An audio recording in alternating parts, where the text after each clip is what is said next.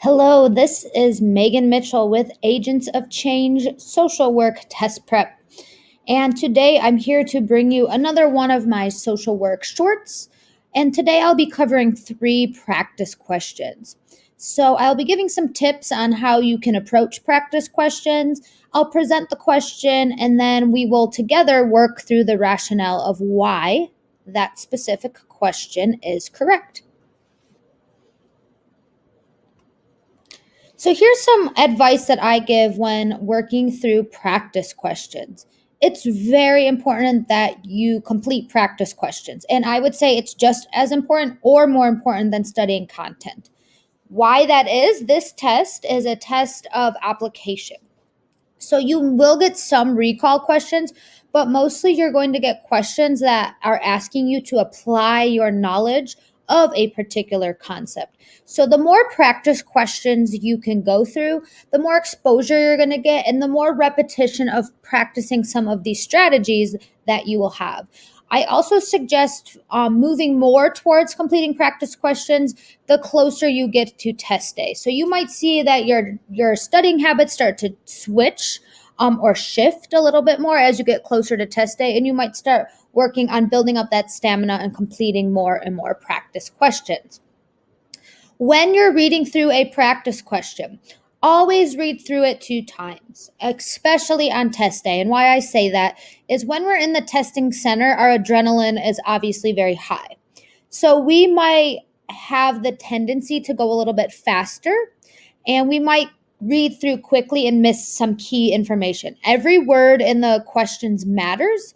So I always say read each question 2 times through. That second time through, try and pick up any details you might have missed at first glance. There's oftentimes you'll probably be taking practice exams and you'll say to yourself, I missed a word here and that really threw off my answer choice. So you want to make sure you're reading through each question twice so that you can really pick apart and pick up on every detail the question is asking. Once you have read the question, always mentally ask yourself, what is this question asking? Sometimes there's distractors in the question stem. Sometimes there's information that may not be needed. So always try and synthesize and ask yourself, what is this question asking me to do? Lastly, before you answer, I suggest reading all the answer choices. Why that is I know sometimes we'll quickly read through and say, I know the answer is A.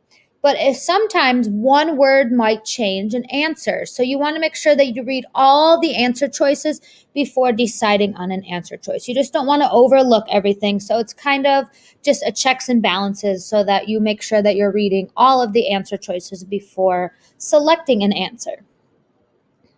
Let's go ahead and jump into our first practice question. Okay, practice question number 1.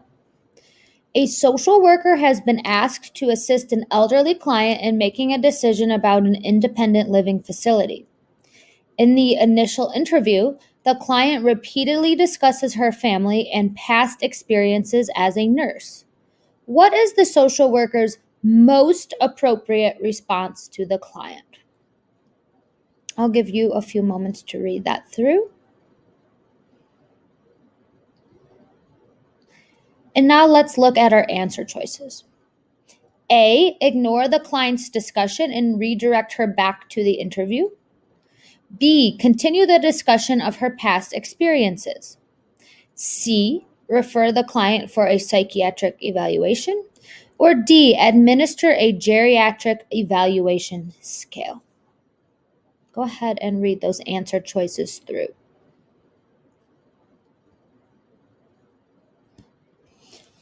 In order to answer this, you are going to want to be able to break down the question and pick apart some key details. So when I'm reading this, some clues that jump out to me is the age of the client. So we are working with an elderly client that usually means about age 65 and above.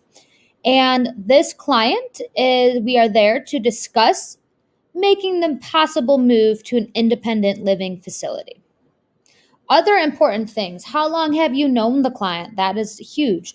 This is an initial interview. So this is one of the first encounters we are having with this client. In your interview, the client's discussing her family and past experiences. What would be the most appropriate response? If you get a question that asks best or most, what that's suggesting is of these answer choices, there may be a few that might be plausible, but one is going to stick out as being better as an answer option than the others. So I always ask myself, what is this asking? This is asking, I'm meeting with a elderly client in an initial interview. She's discussing other topics. What would be my most appropriate response as the social worker? I also always suggest doing process of elimination when you're answering questions. If you can get it down to 2 answers, it's going to be a lot easier to choose rather than having a choice of 4. So what I would go ahead and immediately take off the board would be C, refer the client for a psychiatric evaluation. There is nothing in this question stem that suggests that that would be a necessary step right now. There's nothing that suggests that there is any sort of mental health crises or anything that would need a further evaluation at this time. So C is out. What I would eliminate next is A, ignore the client's discussion and redirect her back to the interview. This is an initial interview, and remember, when we're first working with the client, we always want to engage them. If we ignore this discussion that she's having, we're not meeting the client where they're at. We're not respecting her wishes of what she wants to talk about, and we're not doing a very good job at building rapport. So I would take out A. We don't want to ignore what she is saying. I don't know about you, but if I went to see someone and I was talking about something and they ignored or didn't acknowledge what I was saying, that wouldn't make me feel very good and I wouldn't want to come back. So we've eliminated A and we've eliminated C. What we can also eliminate is D, administer a geriatric evaluation scale. Once again, you always want to ask, what is this question asking me?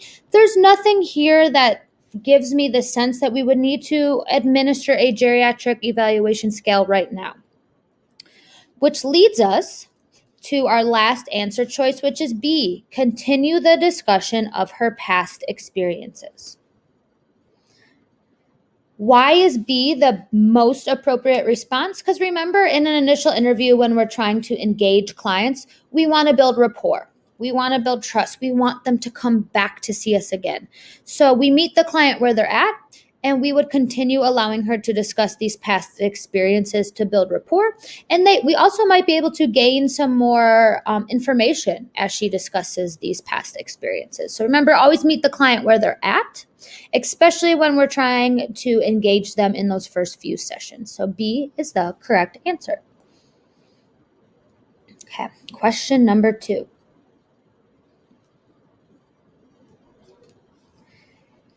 A social worker in a hospital setting is part of an interdisciplinary team.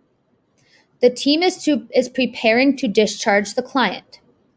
The social worker disagrees with the other team members about the discharge plans. What would be the most appropriate action for the social worker to take? Go ahead and read that through.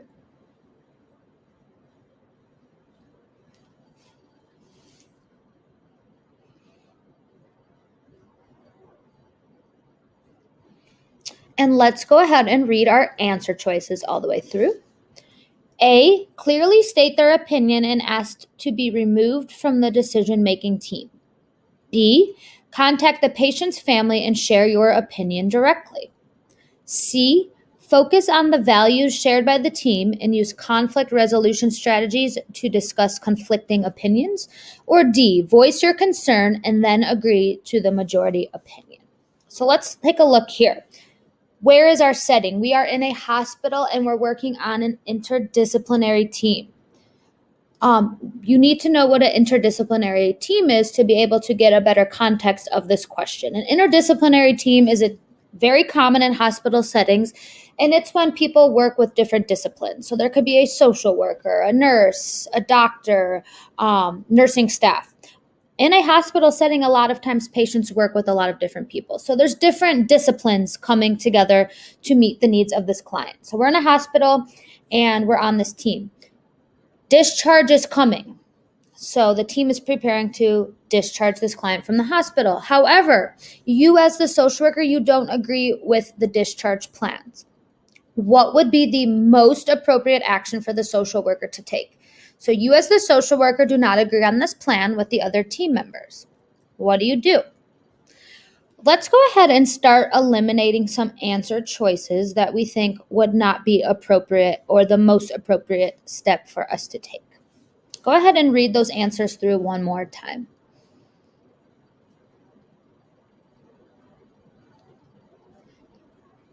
I would start with ones that you can immediately eliminate. B for me is an automatic one that we can throw out. Contact the patient's family and share your opinion directly. First of all, that would break confidentiality to go directly to the patient's family, and that's just not the best practice, right? If we disagree, we're not going to go to the patient directly before discussing our concerns with the team themselves. So B is one that we can automatically rule out. There's another one that I would say we can rule out at this point.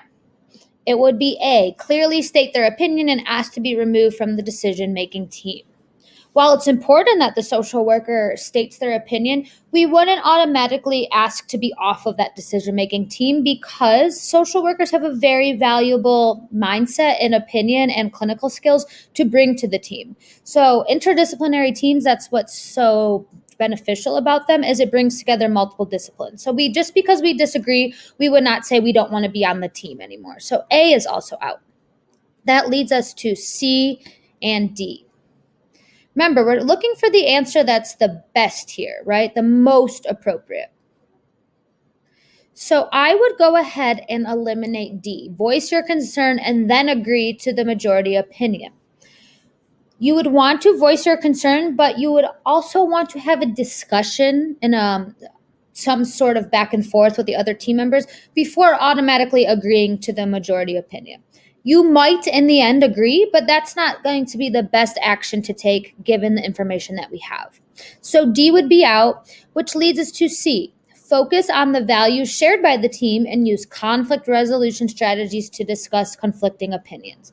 This is the best answer, and why it is the best answer is because when you can bring differing opinions to the table and use certain strategies and values that are shared by the team and have a healthy space where you can disagree and discuss these things, that's going to be the best option because as with any team, there's not going to probably be agreement in every single decision. But what's important is that you're able to respect one another's position and find ways to discuss those conflicts of opinions. So C, focus on the values shared by the team and use conflict resolution strategies to discuss conflicting opinions is our correct answer for this choice. It just is more all-encompassing, and it really allows everyone at the table to be able to respectfully share their opinion. Okay, we have one more question to cover. Question number 3. A classroom teacher contacts the school social worker about a 6-year-old student who has just transferred from another school. The student comes to school tired, unclean, and unable to concentrate on lessons. What should be the social worker's initial action? Go ahead and read that through.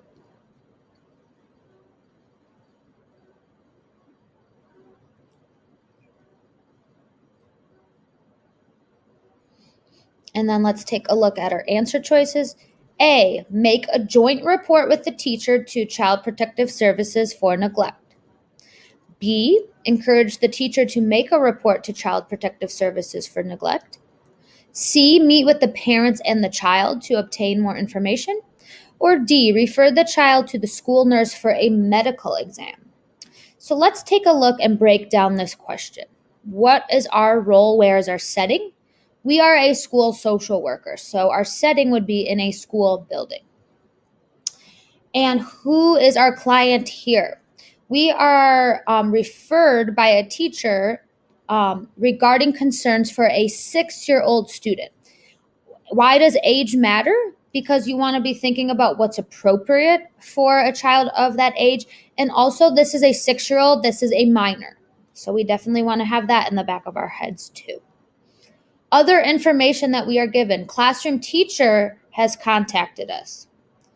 This student is new to the school. They've just came from another school. And then the concerns the teacher has are the student is tired, unclean, and unable to concentrate on lessons. And then this question says, what should be the social worker's initial action?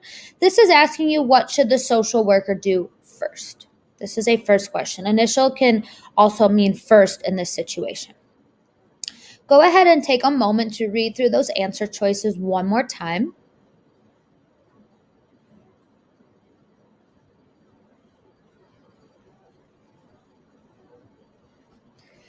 You most likely will see some sort of child abuse or neglect potential questions on the exam.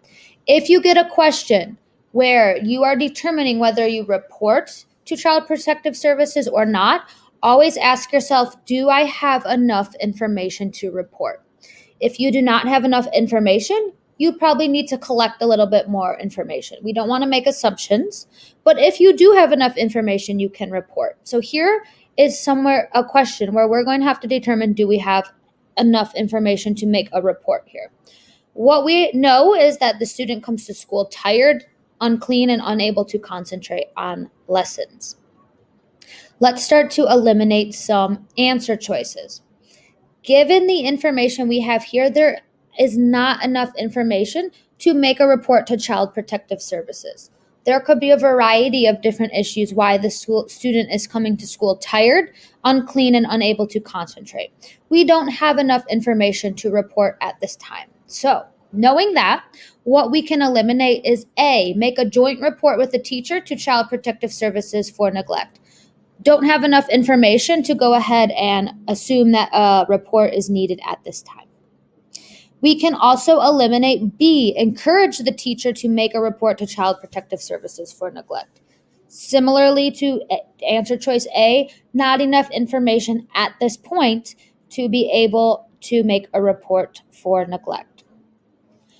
C and D are our final two choices. Meet with the parents and the child to obtain more information, or refer the child to the school nurse for a medical exam. Is there anywhere in this question stem that would suggest that there's some sort of medical problem or something that the nurse would need to be involved in? No. There doesn't say the child's having any physical symptoms or anything that would need to be checked out by the nurse, so D would also be out. We're going to eliminate D, which leads us to our final answer choice and the correct answer choice, which is C, meet with the parents and the child to obtain more information. We want to always meet the client where they're at. They've just transferred to the school, and there are some concerns about the energy level, the cleanliness, and the ability to concentrate. We'd want to set up a meeting with the parents and the child to get more information. Maybe they are having trouble with housing. Maybe they are having financial trouble, and we would be able to connect them to services. So we always want to make sure that we don't make assumptions. We want to collect more information, and hopefully by doing this, we could obtain more information. But at this point, we do not have enough information to make a report for child neglect. That was our last question. I hope that you found walking through these practice questions helpful. And I always say the more practice questions, the better. Practice, practice, practice. The more you practice, the easier breaking these down will get, and the more confident you're going to feel in picking out some of these key details that we pointed out today. If you are looking for more study content, I have tons of videos up on my YouTube channel. I also have paid study materials. So they are catered to audio-visual learners. They are similar to my YouTube videos. I walk through with a visual PowerPoint, and then also I have the audio piece as well. I have over 20 hours of recorded content. That would be part of my 7-session series for $80. Or I have individual sessions if you just need help with a particular topic. Those are $15. I'm always updating my content. I'm always finding ways to make it most valuable to my customers. So if you're interested, you can check it out there at Gumroad, and there will be more information on that if you find that my style is helpful for you. Also, here is my contact information if you ever have any questions or want to follow up on anything. And lastly, I'd like to end by thanking you for taking the time to watch my video and let me walk you through some questions today. I commend you wherever you are in the studying process for taking the time to dedicate to you and your journey towards licensure. And remember, this is just one small part of your journey. You got this. Remain confident in your abilities. And this is my last social work short of 2020. So I wish you positivity, health, and safety in 2021. And I look forward to sharing more content with you next year. Thank you for tuning in.